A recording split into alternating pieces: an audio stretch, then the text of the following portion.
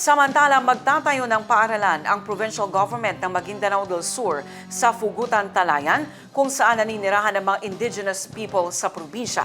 Kamakailan ay dinulog ng isang guro sa BARM government ang kalagayan ng isang primary school sa lugar. Nakipagpulong rin ang Schools Division Superintendent ng MAG-SUR sa punong ministro ng BARMM hinggil sa sitwasyon ng paaralan. Ang news na mula kay Naphtali Velarde.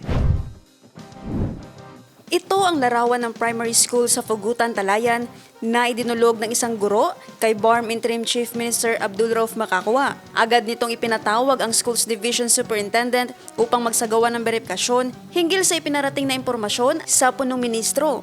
Hinimok din ni Chief Minister Makakwa ang Ministry of Basic, Higher and Technical Education na magsagawa ng sariling beripikasyon.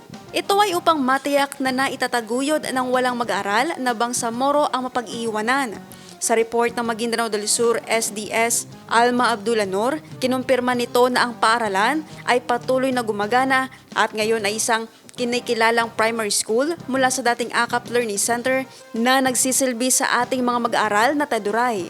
Ipinakita rin ang kalagayan ng paaralan at ang pangangailangan para sa karagdagang silid-aralan lalo na sa pagbubukas ng grade 6. Ang Talayan ay isa sa mga bayan ng Maguindanao del Sur.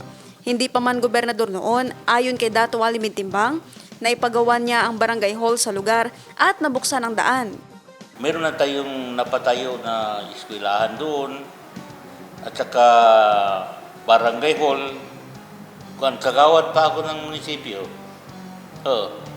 May kasana ng maskin kaunting raprod ba. Tinanong ng news team ang gobernador hinggil sa idinulog na sitwasyon ng isang guro ng Fugutan Primary School. Ayon sa gobernador, ngayon balak natin yan na lagyan ng magandang eskwelahan. Yung Pugutan at saka Bubugiron. isa aniya sa mga prioridad sa bawat programa ng probinsya lalo na sa agrikultura ay ang mga IP. Naphtali Velarde, iMinds, Philippines.